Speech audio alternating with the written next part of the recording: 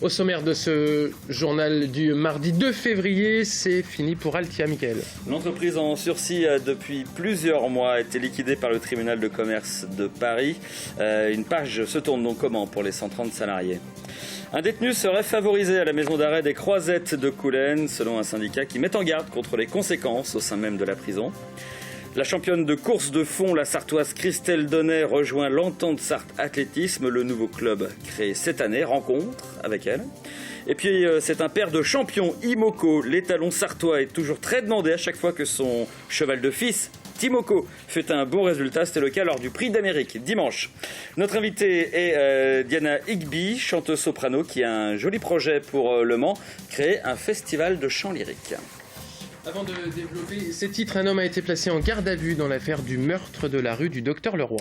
Il s'agirait d'un manceau, d'après le site internet du Maine Libre, qui révèle l'information. L'homme a été arrêté ce mardi matin et est actuellement entendu par les enquêteurs du SRPJ d'Angers, qui est chargé donc de cette enquête depuis le meurtre le 29 décembre dernier d'un ancien militaire du 2e RIMA abattu d'un coup de couteau. C'était en pleine rue du Docteur Leroy donc. En bref, toujours un septuagénaire est décédé aujourd'hui sur la route. L'homme a fait un malaise et sa voiture est sortie de la route. C'était ce matin vers 11h, route de Bonne-Étable à Sargillet-le-Mans. Le septuagénaire est décédé dans sa voiture. Il n'y a pas eu de suraccident. La fin de l'entreprise Altia a été prononcée par le tribunal de commerce de Paris. C'était 130 salariés au Mans, plus que 88 dernièrement. L'ultime usine du groupe a disparu. Il y a 18 mois. Après un an et demi d'espoir, la liquidation a été prononcée. Les représentants du personnel l'annonçaient officiellement ce mardi aux salariés. Le miracle n'a pas eu lieu. Dans le vide de l'usine Mancel, une soixantaine de salariés entendent la sentence. Pour reprendre le terme du tribunal, nous sommes en liquidation. Vous comprendrez comme moi que ce que signifie ce mot. Nous nous sommes battus et avons fait ce qu'il fallait. Une mort annoncée depuis 18 mois pour Altia, depuis la disparition du groupe. Mais ici, les 130 salariés espéraient une reprise jusqu'au bout. Oui, j'espère encore un peu. J'espérais, oui. Qu'il y ait un racheteur, un potentiel, qui aurait pu reprendre cette activité avec classe et d'autres. Mais bon, voilà, c'est pas toujours simple. Économiquement parlant, c'est pas simple. Voilà, c'est un fait. Spécialisé dans la fabrication de cabines de tracteurs, le carnet de commandes a été maintenu à minima par le principal client, Massey Ferguson. Le tribunal avait même prolongé la période d'observation de 6 mois en août dernier. Un repreneur s'était déclaré, mais les quantités produites insuffisantes l'avaient découragé. Le personnel, aujourd'hui, accuse le coup. C'est préparé, mais bon, c'est compliqué. C'est compliqué parce que, en fin de compte, on arrive sur des dates où ça va être la fin, quoi. Et c'est vrai qu'on avance, mais il y a toujours un nouveau truc, quoi. Donc hier c'était le tribunal, là c'est l'Assemblée, après c'est les réunions, et après il y aura la fin, quoi. Les lettres de licenciement arriveront dans les boîtes aux lettres en mars. Un détenu est-il favorisé ou non à la maison des arrêts de Croisettes, de la maison d'arrêt des Croisettes de Coulennes? C'est en tout cas ce que dénonce le syndicat Force ouvrière, pour qui les faveurs accordées à l'un des prisonniers mettent à mal le délicat équilibre disciplinaire au sein même de la maison d'arrêt. Derrière les murs de la maison d'arrêt des Croisettes, environ 600 détenus, mais un seul qui mettrait le feu aux poudres. La raison, des faveurs qui lui seraient accordées car il est condamné à une longue peine. Un écran plat, des enceintes. Les autres n'y ont pas droit, lui, oui, ils ne le comprennent pas. Surtout, ce détenu serait particulièrement indiscipliné et entraînerait ses codétenus dans son sillage, une situation dénoncée par le syndicat FO pénitentiaire dans un tract diffusé depuis hier. Il y a donc des comptes rendus d'incidents et les procédures disciplinaires ne sont pas effectuées. L'autre jour, il remontait de sport avec un ensemble de détenus. Les détenus doivent passer chez un portique de détection pour la sécurité. Il a incité les autres à ne pas le faire. Ils sont tous passés à côté du portique. Il n'y a pas eu de procédure disciplinaire. Ce détenu n'a pas été fait. C'est une incitation à un mouvement collectif. Donc les autres détenus regardent ça et se demandent si ce détenu, lui, a certains droits, on va se comporter comme lui. Donc on demande le même traitement que ce détenu. Enfin, on n'a pas de différenciation à faire entre les détenus. Le règlement s'applique pour tous les détenus de la même façon.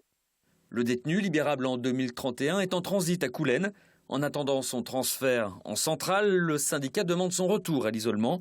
Par ailleurs, la directrice de l'établissement directement visée par le tract a annoncé son intention de porter plainte contre le syndicat. La championne d'Europe 2014 de marathon et multi-médaillée, Christelle Donnet intègre l'entente Sarthe Athlétisme. Et ouais, retour naturel pour la Sartoise. Après 10 années passées à Marseille, elle portera les couleurs de son club lors de différentes rencontres internationales avant d'intégrer l'encadrement à moyen terme. Un reportage de Florent Clavel. Entre 2 entraînements, 11 par semaine, Christelle Donnet revient sur la piste qu'il a vue devenir une championne, celle de l'île au sport, au Mans. Je la foule encore de temps en temps quand je reviens en Sarthe, puisque j'ai encore ma famille sur le Mans. Et oui, j'ai débuté il y a 30 ans ici, au sein du club Union Athlétique Sargienne. À 41 ans, Christelle Donnet n'est pas au Mans seulement pour la séquence nostalgie. Après 10 ans passés à Marseille, la championne d'Europe 2014 de marathon et multiple championne de France de cross-country vient de signer à l'entente Sarthe Athlétisme avec une idée bien précise, à court terme d'abord. Le but, ça sera de porter d'abord les couleurs du club en compétition. Et pour moi, ça sera déjà le 14 août un gros objectif avec les Jeux Olympiques, sachant que je suis déjà qualifiée. À moyen terme, Christelle Donnet encadrera les coureurs les plus prometteurs de l'entente. Une aubaine pour ce club fort de 2000 licenciés, créé il y a seulement 6 mois. L'envie, c'est d'emmener des Sartois très haut, très loin. Il y en a déjà au club. Dans l'entente, on a un Matteo Ngo qui est champion du monde cadet du 110 mètres haies. Comment on va aussi accompagner un Matteo à être un meilleur junior et rentrer chez les seniors. Justement, Christelle est là pour expliquer comment on évolue vers le haut niveau. Christelle Donnet viendra compléter la 60aine d'entraîneurs de l'entente. Un coach 4 étoiles qui devrait inspirer de nombreux jeunes avec un objectif à 4 ans, remporter les interclubs. On parle chant lyrique maintenant, chant lyrique au Mans avec notre invitée Diana Higby. Bonsoir.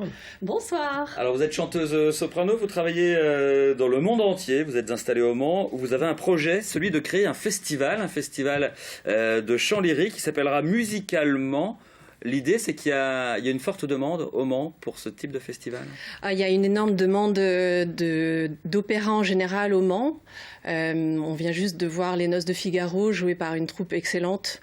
2200 places ont été vendues. Ils auraient pu faire une 4e date. Donc il y a vraiment une demande. C'est un festival que vous envisagez en 2 parties. Une partie, on va dire, classique, du chant lyrique, et puis l'envers du décor aussi, une manière de découvrir les artistes par leur passion, leur autre passion musicale. Voilà, c'est ça. En fait, le concept, c'est 3 soirs, 3 jardins, 3 spectacles. Et donc, on montre notre jardin secret. Tout ce qu'on montre à personne d'autre, sauf notre famille ou nos collègues avec qui on est très très haut en adrénaline. Et du coup, on se fait des bœufs après les spectacles où on a été très chic et très magnifique pendant 3 heures. Et alors, ça donne quoi? C'est quel type de musique? C'est quel type de jardin que vous offrez à découvrir? Alors, donc, Diana Accenti va nous faire des airs moldaves, parce qu'en fait, elle est d'origine moldave, des airs de Piaf accompagnés de l'accordéon. Et c'est aussi une énorme violoniste. Elle aurait pu faire carrière. Et du coup, elle va aussi jouer du violon. Ça sera quoi, le jazz, je crois, c'est ça? Moi, c'est ça, le jazz, et puis un peu de Daft Punk, quand même. Bowie, parce que c'était quelqu'un d'important dans ma vie.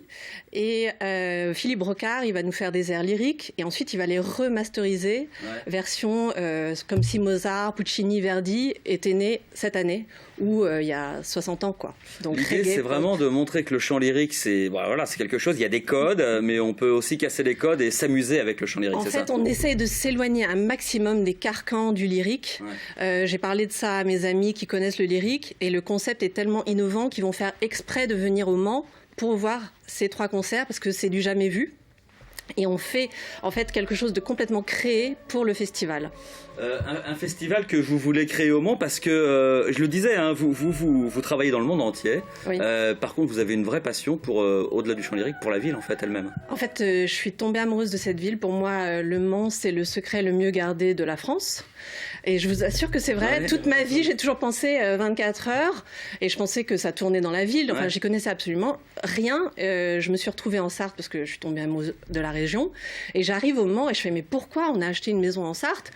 On aurait dû faire direct le Mans, parce qu'il y a tout ici. Il y a l'architecture, une cité mancelle que personne ne connaît. Et en plus, ce qui me fait vraiment plaisir, c'est que ce genre de projet, moi j'ai vécu à Pékin, à Paris bien sûr, New York, Vienne, et je n'aurais jamais entrepris quelque chose comme ça parce que là-bas, il y a tout déjà. Et là Alors vous l'avez dit tout à l'heure, hein, il y a un manque et une forte demande. Exactement. Un dernier mot pour expliquer que musicalement, c'est le nom du festival, ne peut exister que s'il y a un financement. Pour l'instant, vous lancez un financement participatif, hein, c'est ça, du crowdfunding Voilà, sur en Ulule. fait, nous cherchons des mécènes et aussi c'est l'opportunité pour les manceaux et les personnes de la région et n'importe qui d'acheter leur place en avant-première pour montrer qu'il y a de l'intérêt. Ouais. Et aussi, on va faire des actions dans les écoles, dans les lycées. Parce que justement, je veux que tout le monde se rende compte que la culture, c'est pour tout le monde. Et c'est aussi pour ça qu'on fait ça dans les grands jardins. Elle a été lancée il y a 10 jours, cette campagne, elle fonctionne bien pour Oui, l'instant ? on a eu 30% déjà. On a à peu près 44 places qui ont été offertes par des généreux donateurs. Et du coup, ça va faire l'objet d'un concours pour permettre à des personnes qui n'auraient peut-être pas accès. Et derrière, vous, ça vous sert à montrer, notamment la municipalité, hein, que ce projet est intéressant et porte déjà l'intérêt des manceaux. En fait, c'est ça. Oui, et ce que je veux absolument ajouter, c'est qu'aujourd'hui, la culture, avec tout ce qui se passe de déprimant, c'est très très important parce qu'il faut qu'on puisse pouvoir s'évader. Et la mairie fait énormément pour que, pendant les vacances scolaires, on puisse faire des choses magnifiques au Mans. Et je pense que même pour tout le monde, il faut qu'au début juillet, 1, 2, 3 juillet, il y ait aussi de la culture, quelque chose sur lesquels les gens puissent se raccrocher et arrêter de penser aux choses déprimantes. Eh bien, on espère que le 1, 2 et 3 juillet, on verra musicalement naître donc au Mans, au festival de chant lyrique. Merci à vous, Diana Higby, d'être venue dans notre journal. C'est très gentil. Merci à vous. Merci beaucoup. On passe maintenant à une page sport avec, vous l'avez peut-être suivi, ce dimanche, le Grand Prix d'Amérique à Vincennes. Comme vous, un éleveur sartois avait les yeux rivés sur son écran, Michael. Et oui, pour la simple et bonne raison que Jean-Marie Dumur, qui tient le haras de la Grande Borne à Vibray, eh bien, élève le père de celui qui est arrivé deuxième. Et oui, c'est pas mal quand même. Hein. Timoko, donc, qui est arrivé deuxième, qui a 9 ans, qui est loin de son écurie. Mais son père, lui, travaille toujours à Vibray. Et à chaque victoire ou bon résultat, des propriétaires de la région viennent chercher un peu de gène de champion directement. Florent Clavel. Dimanche dernier, Jean-Marie Dumur avait le cœur qui galopait. Timoko, son favori, est arrivé deuxième du Grand Prix d'Amérique. Ah, ça travaille le palpitant. Deuxième du Prix d'Amérique, c'est le championnat du monde des trotteurs. Hein. C'est la plus grande course qu'il y a au deuxième, c'est phénoménal. D'autant plus phénoménal que Timoko est né ici, au haras des Grandes Bordes à Vibray. C'était il y a 9 ans. Son géniteur, Imoko, est toujours dans l'écurie familiale. Oui, jeudi ou vendredi, je vous rappelle.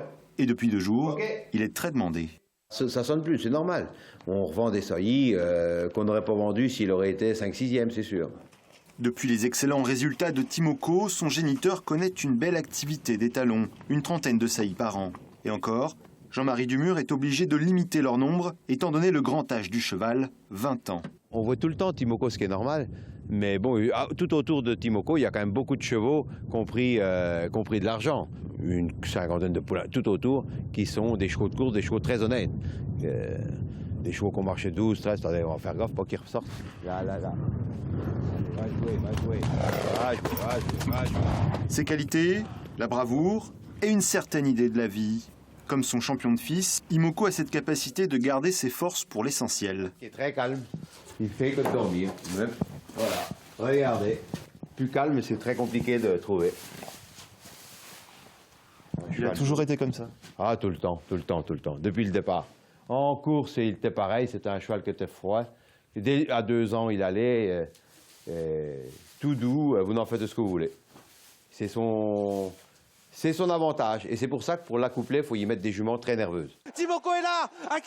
Les succès de Timoko ne rapportent pas d'argent à Jean-Marie Dumur. Il n'est ni le propriétaire, ni l'entraîneur. Mais les saillies d'Imoko, oui, 2 000 € pour chacune d'elles. Et il y a fort à parier que l'étalon aura encore du travail d'ici 2 semaines, quand son fils courra le Prix de France. Voilà, c'est la fin de ce journal, un journal que vous pouvez regarder quand vous le souhaitez sur le site internet lmtv.fr, autour de l'info. Évidemment, demain à partir de 18h30, on se retrouve d'ici quelques instants, toujours avec Michael Texier pour l'actu vue de la classe. Nous recevons la vice-présidente de formation et vie universitaire. Nous reviendrons sur Format Sarthe qui a eu lieu la semaine dernière. Et puis on parlera également des portes ouvertes de l'Université du Maine qui auront lieu le 27 février. A tout de suite.